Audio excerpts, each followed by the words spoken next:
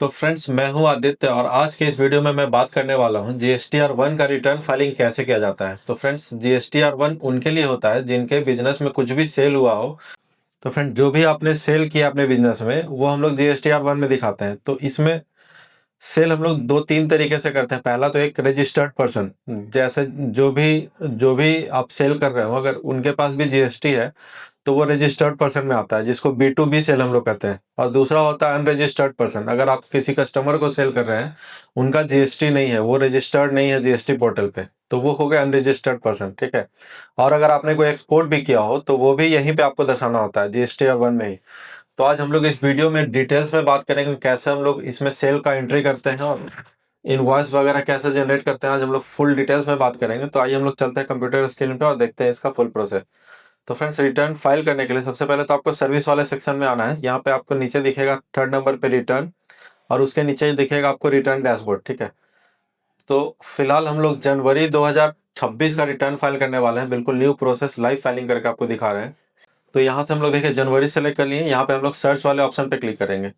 ठीक है। अब हम लोग को फाइल करना है GSTR 1। पहला नंबर में ही आपको GSTR 1 दिख रहा होगा। GSTR 2B 3B और 2 है, तो हम लोग GSTR 1 फाइल करने वाले हैं। तो यहाँ पे हम लोग प्रिपेयर ऑनलाइन पे क्लिक करेंगे और यहाँ पे देखिए बहुत सारा यहाँ पे कॉलम है। ठीक है। बहुत सारा टेबल है, 4A 4B 4 6 6B, ये सारा टेबल है B2C। ठीक है। 5 नंबर 6 7 8 9 11। ठीक है। ये सारा टेबल है। ठीक है। तो हम लोगों को जो सेल दर्शाना होता है, या तो आप रजिस्टर्ड पर्सन के को सेल कर रहे हैं या फिर आप अनरजिस्टर्ड पर्सन को। ठीक है। दो ही तरह का आपका क्लाइंट हो सकता है, या तो रजिस्टर्ड या अनरजिस्टर्ड। अब रजिस्टर्ड किसको बोलते हैं? अगर आपका क्लाइंट, अगर आपका जो कस्टमर है वो जीएसटी होल्डर है, उसके पास जीएसटी नंबर है, तो वो रजिस्टर्ड पर्सन हो गया। ठीक है। और ये जो सेल होगा आपको B2B में दर्शाना होगा। ये जो पहला वाला टेबल है ना, 4A 4B 4C, इसमें आपको B2B में दर्शाना होगा। ठीक है। और दूसरा है, अगर आपका कस्टमर जीएसटी होल्डर नहीं है, उसके पास कोई भी जीएसटी नहीं है। ठीक है। तो उस केस में आपको अनरजिस्टर्ड पर्सन, उसी को अनरजिस्टर्ड पर्सन हम लोग कहते हैं। उस केस में आपको जो सेल दिखाना होता है, यहाँ पे देखिए B2C और यहाँ पे B2C अदर है। अब ये दोनों में क्या अंतर है अभी आपको दिखाएंगे। देखिए सबसे पहले तो यहाँ पे हम लोग आ जाते हैं B2B वाले में। आप इस पे माउस कर्सर आप लेकर जाएंगे तो देखिए ऊपर क्या लिख रहा है, taxable outward supply made to registered person. ठीक है।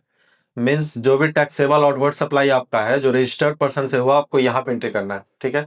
नेक्स्ट वाले 5th नंबर टेबल पे आ गए हम लोग, B2C लार्ज इनवॉइस। यहाँ पे आपको देखना है taxable outward supply to unregistered person. जो अनरजिस्टर्ड है मीन्स जिनके पास जीएसटी नहीं है आपका कस्टमर के पास। Where place of supply state code is other than the state where supply is located. Means अगर आपका कस्टमर अदर स्टेट से है, किसी दूसरे स्टेट से है, जैसे आप जिस स्टेट में रहते हो, मान लीजिए मैं बिहार में रहता हूँ, अगर मेरा कस्टमर दिल्ली का है, मेरा कस्टमर हरियाणा का है, MP का है, तो उसको हम यहाँ पे दर्शा सकते हैं। ठीक है। And invoice value is more than 1 lakh, और इनवॉइस वैल्यू जो है वो 1 लाख से ऊपर होना चाहिए। ठीक है। दो कंडीशन है, एक तो आपका कस्टमर आपके स्टेट से बाहर रहता हो, आपके स्टेट में नहीं रहता हो, दूसरा उसका इनवॉइस वैल्यू जो है 1 लाख से ऊपर होना चाहिए, तब हम लोग टेबल 5 में दिखाएंगे। ठीक है।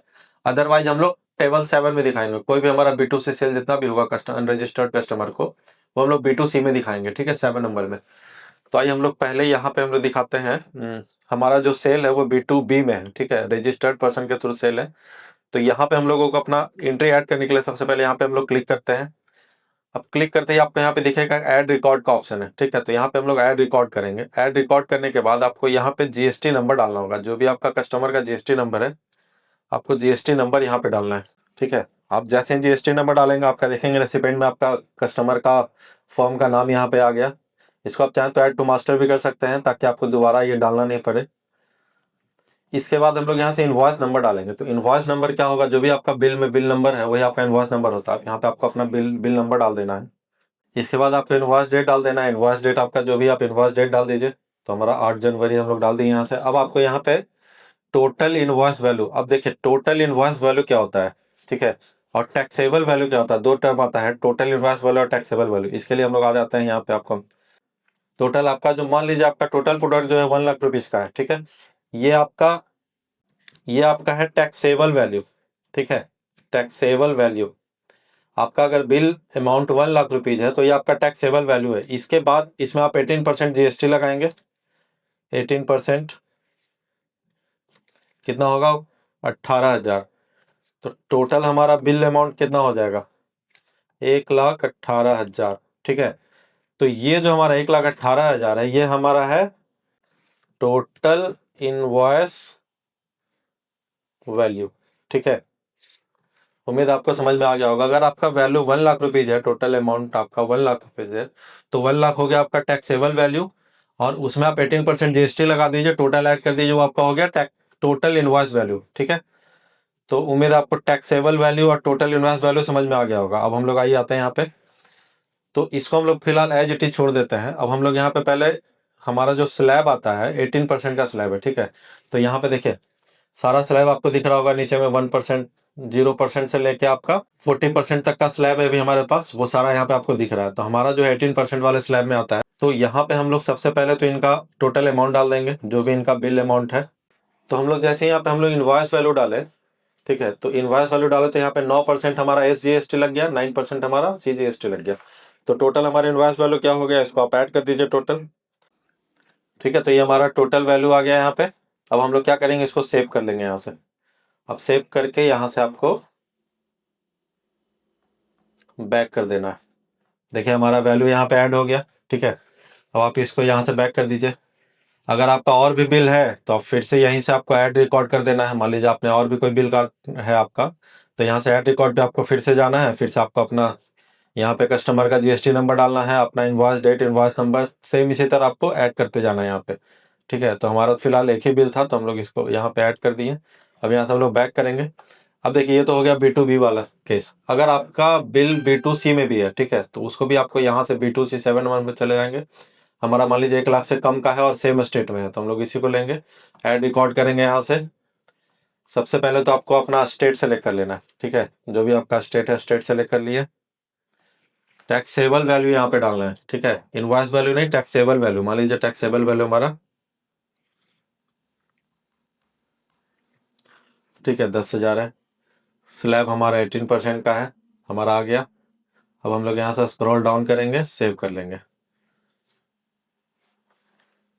ठीक है, तो ये भी हमारा हो गया। अब यहाँ से बैक कर दीजिए।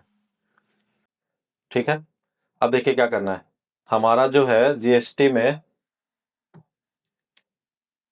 GSTR1 में पहला तो B2B वाला कॉलम हो गया, 4 नंबर टेबल और 7 नंबर टेबल। इसके बाद आपको आना है यहाँ पे 12 नंबर टेबल में HSN wise summary of outward supply.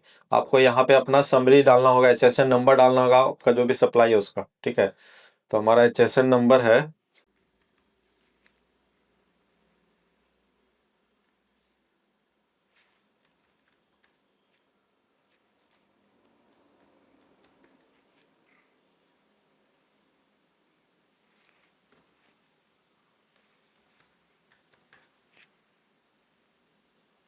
इसको यहाँ से ऐड कर देना है। आपको कुछ भी नहीं करना, आपको अपना HSN नंबर डालना है, बिल का डिटेल्स यहाँ पे डाल के हम लोग ऐड कर दिए। इसको सेव कर दीजिए। Request accept successfully. एक बार आप इसको रिफ्रेश कर दीजिए। ठीक है, अब यहाँ से बैक कर दीजिए। आपका ये भी ऐड हो गया। अब आपको क्या करना है, यहाँ पे 3rd नंबर टेबल पे आना है। यहाँ पे आपको अपना इन्वॉइसिंग डालना है। ठीक है, आपका जो भी इन्वॉइस नंबर है आपको वो डाल देना है। तो हमारा टोटल 2 इन्वॉइस हुआ, तो यहाँ पे हमारा इन्वॉइस नंबर डाल देंगे हम लोग। अगर आपका कोई इन्वॉइस कैंसिल हुआ है तो आपको यहाँ पे डालना, नहीं हुआ तो आप इसको 0 कर दीजिए। ठीक है, ऐड डॉक्यूमेंट नहीं करना है, यहाँ से स्क्रॉल डाउन करना है नीचे, यहाँ पे सेव पे क्लिक कर देना है। मीन्स हमारा टोटल दो